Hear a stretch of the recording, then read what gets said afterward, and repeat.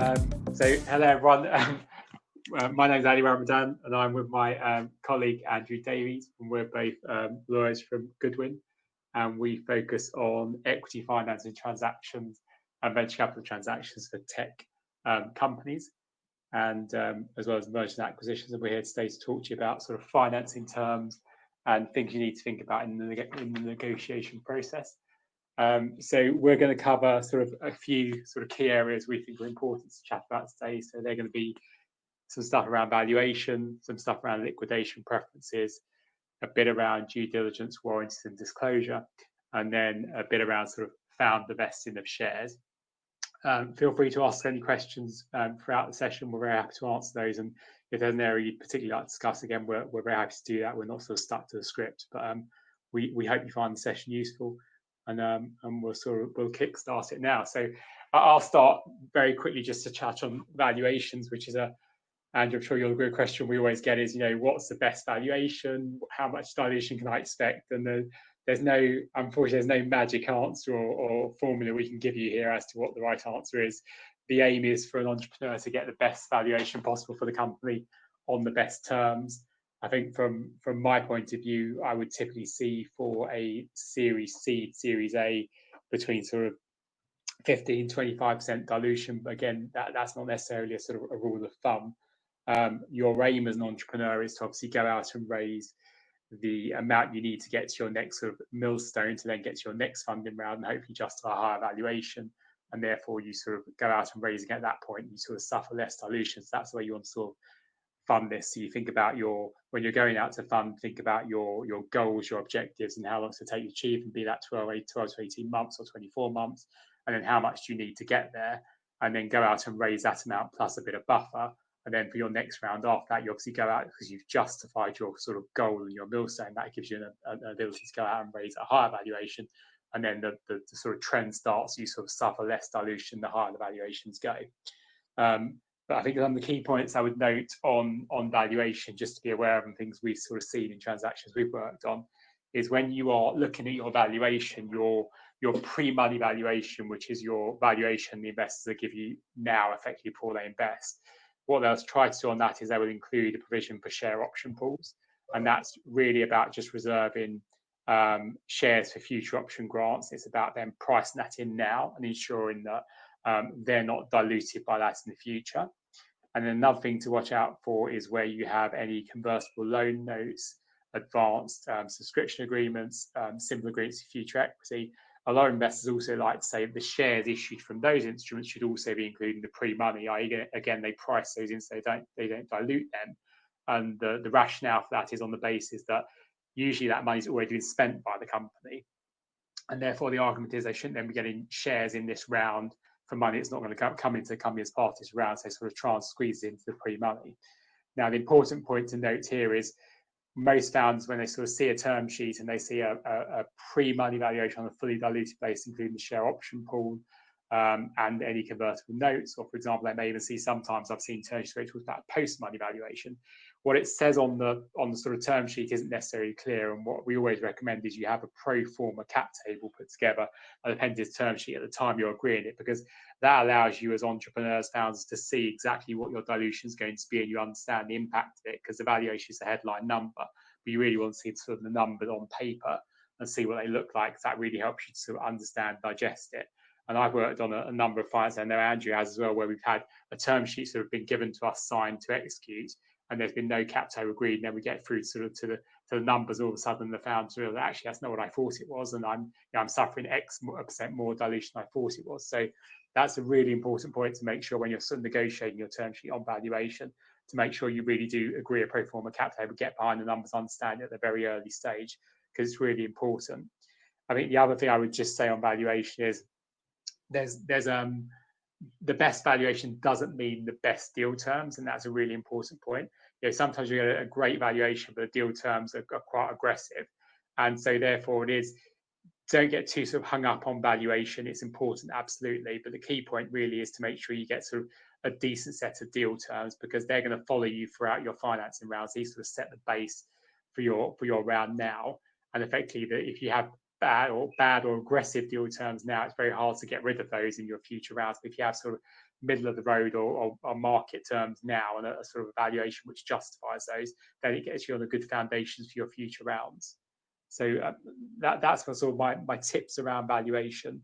And Andrew, I don't know if you have anything else to add on that one, or. No, I think you got it absolutely spot on. I mean, just treat, absolutely, treat your equity and your cap table like the gold dust that it, that it is and will be as you continue to create value, and really understanding how the cap table works and flows through is so important. Yeah. But it's not the be all and end all, and we'll go on now to to talk about some of the other deal terms that you'll bump up against as you start to raise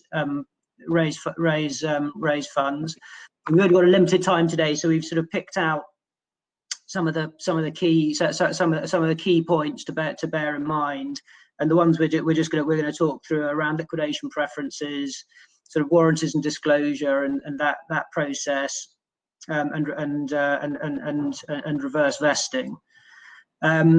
So just first of all, on liquidation preferences, I'm sure everyone's come across these in one form or other, but it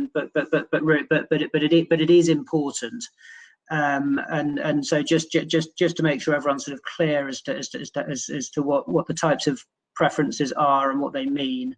And happily, the market, actually internationally, really, certainly in Europe and the US, has largely settled on a one-time non-participating preference. And what that means is investors either get their money back and nothing else, or they share pro rata with the ordinary shares. So it's really downside protection. And so as long as you have a sort of happy exit at above the price that the investors came in at, the preference is of academic interest only.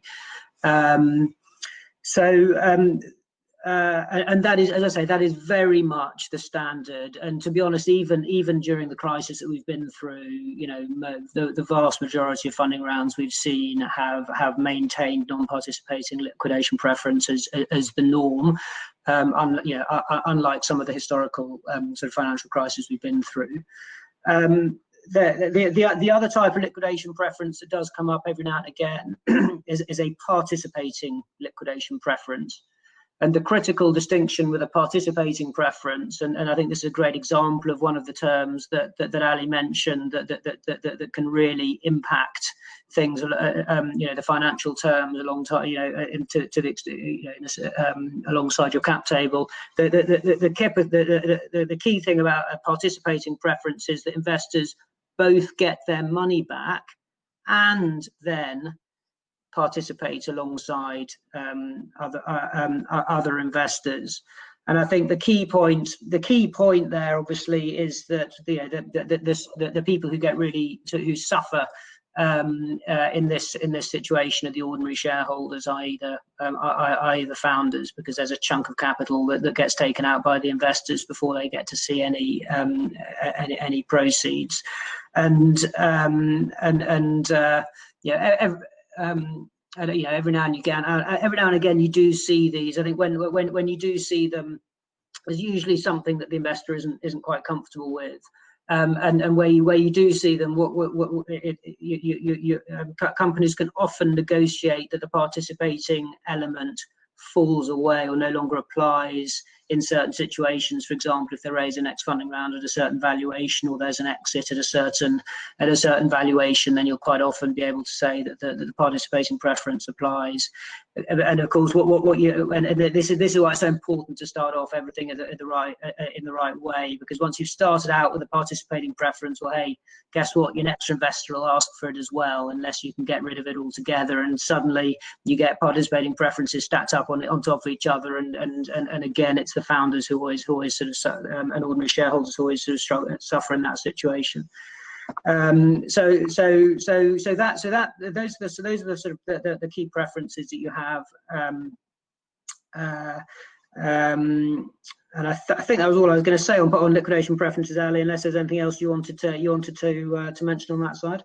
No, I totally agree. I mean, I think it's a key point, and it goes back to the valuation point. So if you're having an investor asking you for a participating liquidation preference, or sort of more than one times liquidation preference, then actually maybe the question is to revisit valuation, because actually it's more a question if they're not happy with the valuation, and therefore that's why they're sort of seeking those kinds of terms. Because as Andrew said, the sort of the market norm has been and has maintained throughout the sort of crisis we're having at the moment is a one-time non-participating liquidation preference. Yeah, I agree, and quite often you may be better off actually renegotiating the valuation instead of taking a participating preference. Yeah, absolutely. And so the next point we want to sort of touch on quickly was due diligence, warranties, and disclosure. So all part of a standard financing round. Not really much point in resisting it. It is what it is. I'll explain the terminology quickly. So due diligence is just really about the investor making some inquiries about the company, its business. They usually focus on key areas. So for technical due diligence, they'll look at sort of there's software code. They'll look into the code, make sure it works. It should work. There's no bugs in it. They'll maybe do some financial DD, and then they'll do legal due diligence through their lawyers. And it's really akin to buying a car, right? It's like having a sort of a mechanic inspect it before you sort of buy the car and drive it off the showroom. That's really what due diligence is about. It's the investor just trying to make sure there's nothing sort of odd, no sort of holes in this company before they make their investment. And the warranties and disclosure process just kind of sits behind that. Warranties and disclosure are about sort of flushing out information pre-investment, and each warranty is just about it's effectively a factual statement that the founders of the company are giving. And the other statement would be like, for example, the company owns its IP, it doesn't have any disputes. And then if any of those statements were not true, you would tell the investor about it, and you would effectively disclose it. So when you're thinking about warranties and disclosure, it's really about confirming for the investor what they've already found out in due diligence. And then the second purpose of warranties and disclosure is to make sure that if you sort of deliberately withhold something and don't tell them something you should have told them, then they're protected, because they would have a right for a breach of contract claim. Now, a lot of people get sort of quite excited about warranties and disclosure as part of the investment process. It really isn't a big term in terms of these financing rounds. They're in the BVCA, the British Venture Capital Association standard document. There is a standard set of warranties which most people are comfortable using. If you have a good set of lawyers who sort of help you, walk you through those warranties, they are factual statements. They'll make sure they're not going further than that. They'll make sure there's no forward statements. The statements are given as at the date of the investment, which is important. So if something happened the day after, it doesn't then sort of have a look back effect. And all it really is about is ensuring that you are telling the investor everything you should be telling them, and making sure that they sort of up to speed on everything they need to know, and you're not hiding anything from them before they make their investments. You sort of go in with the company, and it's really for them, it's about sort of finding out if there's issues which they just need to fix or have you fix post close. And from a liability point of view, the thing which we do as lawyers is we'd make sure that if there were ever a breach, these warranties, that the founders have a sort of cap on their liability, and that cap is usually linked to sort of one-time salary. But other than that, there's not really too much negotiation around warranties. I think the key takeaway I'd say is, there's no reason to be reluctant. These absence of fraud or dishonesty on part of the founders, warranties. No investor wants to sue their founder, no investor wants to sue their company, because that's nuclear. That means the relationship's broken down, and they can sort of take out the investment, which they don't want to do. They invest in this company to make sure it goes forward. And makes them a return. So they want to just understand issues so they can help you fix it. And I suppose what may actually be interesting is for us to quickly chat around sort of the things we see on transactions where there are sort of diligence issues or issues which we have to fix out. I don't know, Andrew, if you want to sort of take some of those points. Yeah, sure, and completely agree with everything you said, Ali, around warranties. I mean, I sort of see them as being there to sort of hold the founders and the company's feet against the flames, to make sure that they've really disclosed everything that needs to be disclosed, so that the investors going in with their eyes open, they're really not there to sue, and it's exceptionally rare for a claim to be made under them. So completely agree with all of that. But really important process, and one thing that we just sort of see time and time again doing an awful lot of these sorts of rounds is it's where there are issues, and by the way, these are issues at exit as well. There are three sort of key areas which time and time again come up as as areas where issues are found. And so the first one is around share options, and I think the key thing with share options is just to make sure you're well advised, and actually first of all, make sure you're well advised, and secondly, do exactly what your advisor tells you, because there's a great sort of a great sort of share scheme in the UK called EMI, which is very tax efficient, fantastic, and a lot of companies, an awful lot of tech, and it's really designed for tech companies. But you do need to go through certain administrative steps to make sure it works, and if it doesn't work, it will be very expensive either for the employee or for the company when it comes around to exit. So just get someone get someone who really knows what they're doing to help you out, and just do exactly what they say to make sure you go through all those hoops, because it probably is the #1 area where we see hiccups at funding rounds, or more importantly at exit. And actually going through this warranty process is in the disclosure process in many ways a sort of a training and a preparation for your exit, because when it comes to exit, you'll go through exactly the same process, but on a much bigger more scale, and with a lot more at stake. So that was the first one. The second one is IP ownership. So just making absolutely sure that everyone who's created any IP for the company has either signed an assignment agreement so the company clearly owns it, or they're an employee with a good solid employment contract behind them. Again, at the end of the day, these sorts of tech companies, the magic's in the tech, and we just got to know that the tech's owned by the company. And the last thing you want to be doing on exit or any funding round is chasing anyone who's historically owned, sort of worked on creating any of the tech, asking them to sign a document. That's not where you want to be. And the final area is just around your share capital. Again, it comes back to Ali's point about the cap table. Just make sure you own it, know exactly what's happening, but also just make sure that you do that. Again, a lot of this is just around having the right lawyers involved, the right advisors involved, making sure that your share register, which is so important, is what you think it is and is well protected and properly reflected in there. And again, just the administrative steps have been gone through in the right way, because it is so much more difficult to try to fix any issues at a later stage. So I think just wanted to highlight the 3 areas that we come up against every now and come up against the whole time. Yeah, absolutely. And I think share registers is a key one. There's loads of accountants and people outside who have sort of specific software where they can manage that for you, and the cost is minimal. It's like sometimes up to £500 a year, and it's just so worth it because they maintain those for you, and they're key for your financing rounds, as Andrew said, on your exit. So just getting your house in order for a financing just is really helpful at the very early stage, and it's good discipline to have. Absolutely agree. And the fourth area we just wanted to touch on was reverse vesting of founder shares. And again, this is just a feature of every funding round pretty much, and is there for a very sort of obvious reason, in that any investor coming in is ultimately backing the founder or founder team. And what they can't have happen is for founders to leave and take their equity with them. And therefore, vesting is a way to make sure that if any founders do leave, that or in certain situations, which we'll come to, then some or all of their equity is effectively taken from them, and that is both to incentivize the founders not to leave in the first place. But if they do have to leave for the wrong reason, then they will need to incentivize a new management team to come in through equity. And so founder vesting. So founder vesting is typically over for about a 4-year period.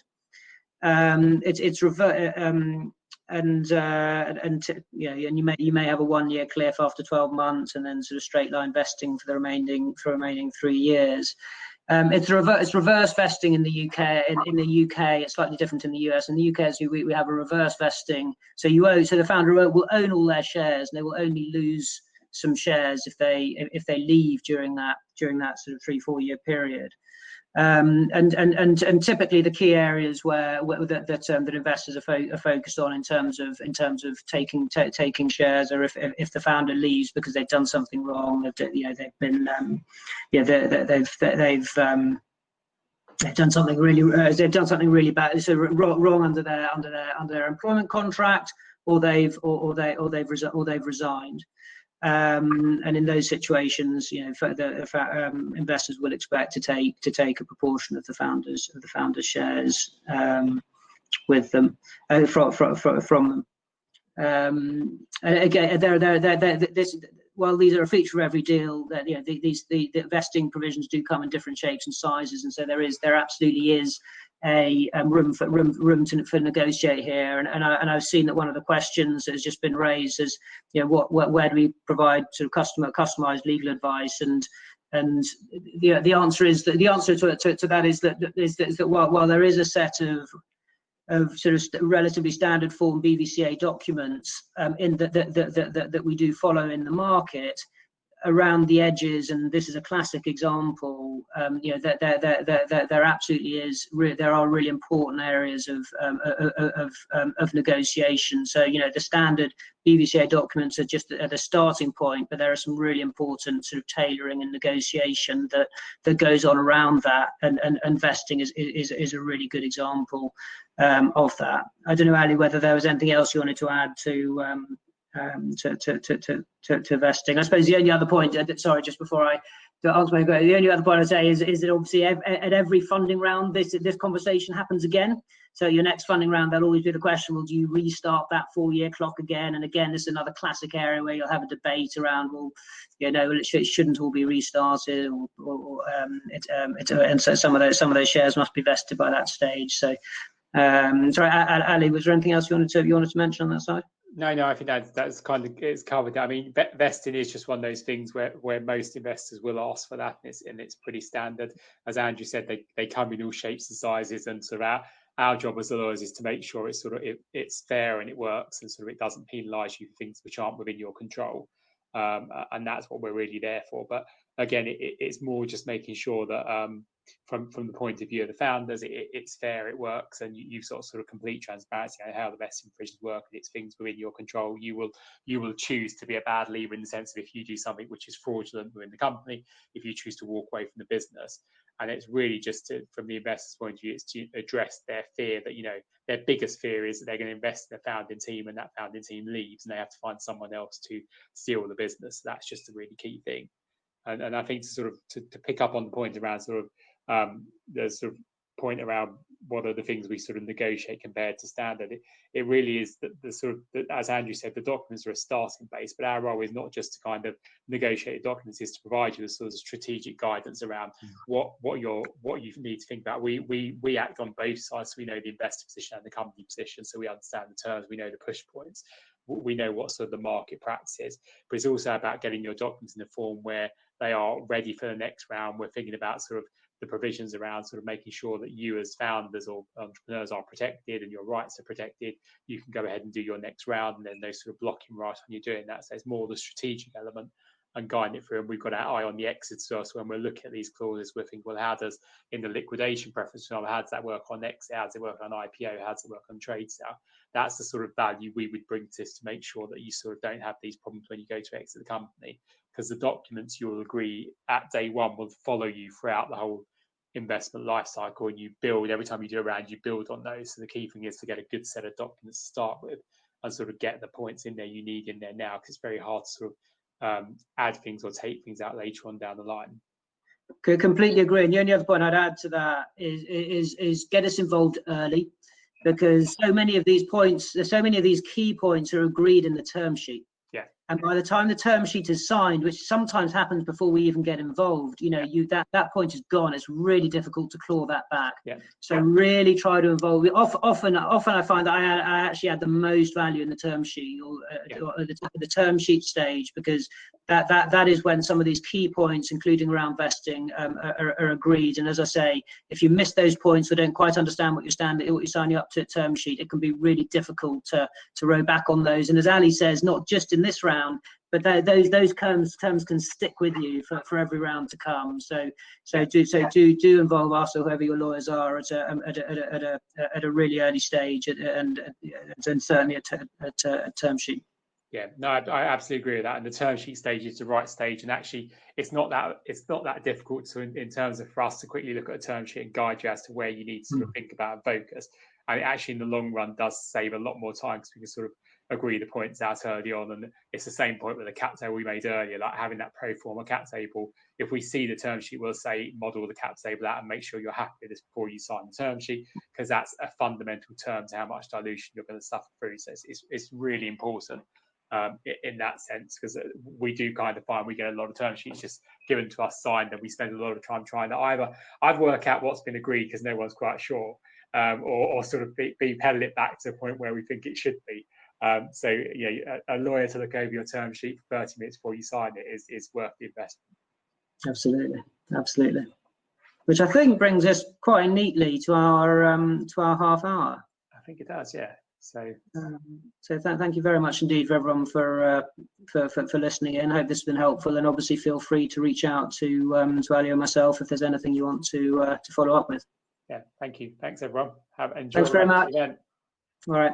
Thank you. Bye. Thanks.